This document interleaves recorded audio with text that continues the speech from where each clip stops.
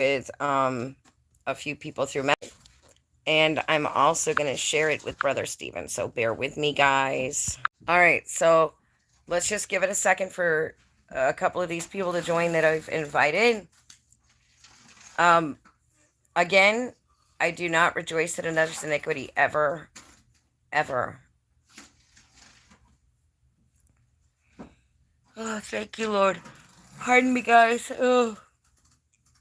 So, as most of you know, it's been a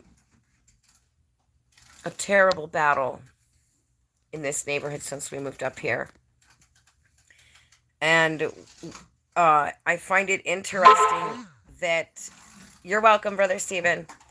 I find it interesting that he just messaged and said he's hello or thanks because I sent him the live video, Lily.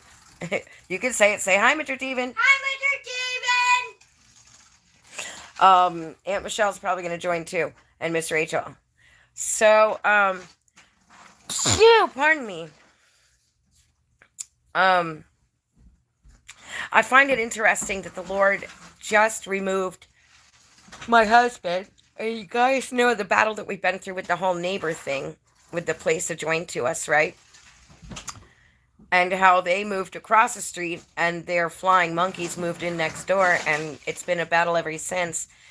And the Lord removed the first neighbors that moved across the street, removed them. Then now he's removed Glenn. Now it turns out the house next door is being vacated. I've been watching them move truckloads, and they just had mattresses. God is removing the wicked ones that refused to receive from him.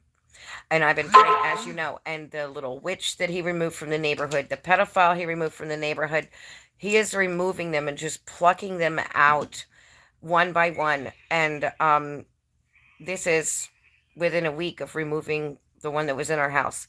And I'm praising God for his mercy, for his for our refuge.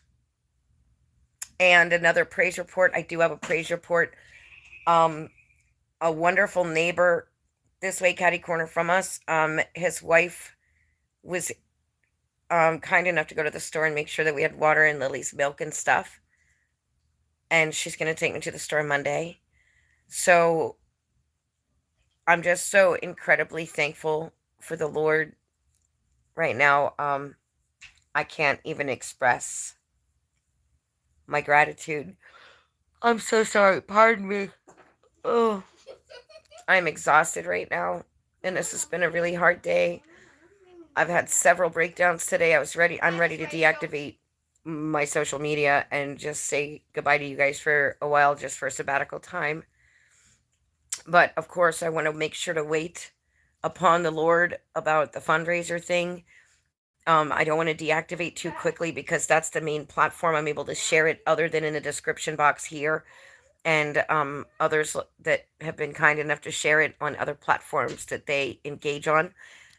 And I just am so thankful that the Lord is removing all of these wicked ones, because then there's a really nice couple that has children, really nice, that moved into the place right past the place adjoined to us next door. And across the street, catty corner, where he removed the other people from, he put this nice guy that used to deliver for FedEx out here. He just bought that place there. The field next door, of course, it's not a field, as you guys know, and a nice Christian couple bought that, and they're going to build a house. So he's removing the wicked ones.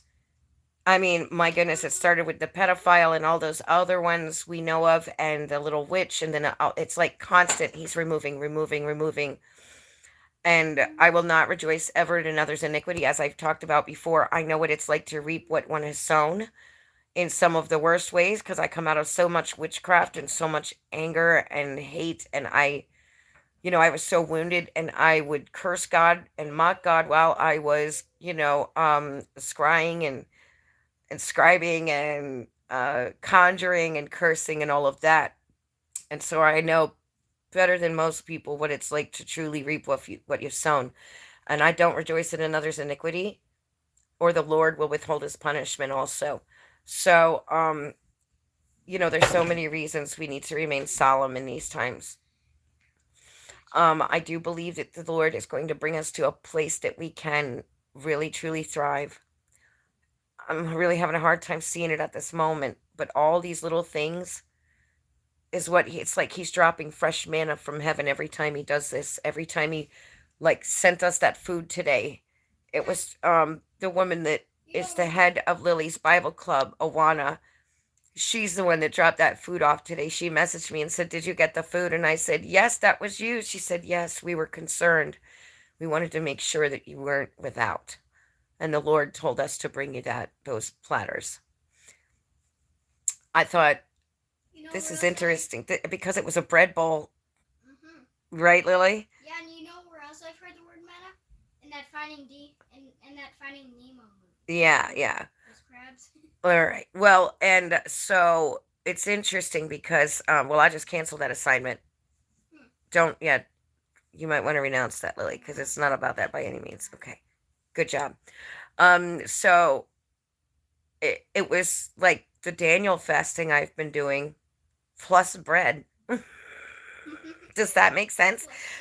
And then Miss Rachel, Mark's wife across the street, like I said, was kind enough to go get us water and Lily's almond milk to make sure we had enough of what we need until she can get us to the store on Monday.